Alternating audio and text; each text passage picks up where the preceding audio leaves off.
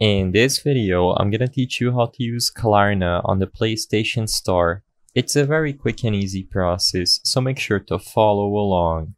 As you can see over at the official PlayStation website, they have a section dedicated to describing what is Klarna.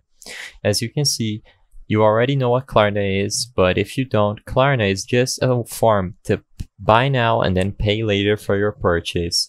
As you can see, the process of using it on the PlayStation Store simply consists of using the app, looking for PlayStation Store under the featured apps, and when you select PlayStation Store, you will be redirected, of course, to the PlayStation Store with the Klarna app enabled.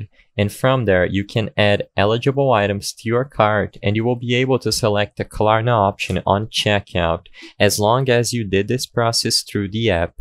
So, using your phone, look for PlayStation Store inside Klarna to be eligible to use Klarna on the PlayStation Store. I hope I was able to help you on how to use Klarna on the PlayStation Store. If this video helped you, please be sure to leave a like and subscribe for more quick and easy tips. Thank you for watching.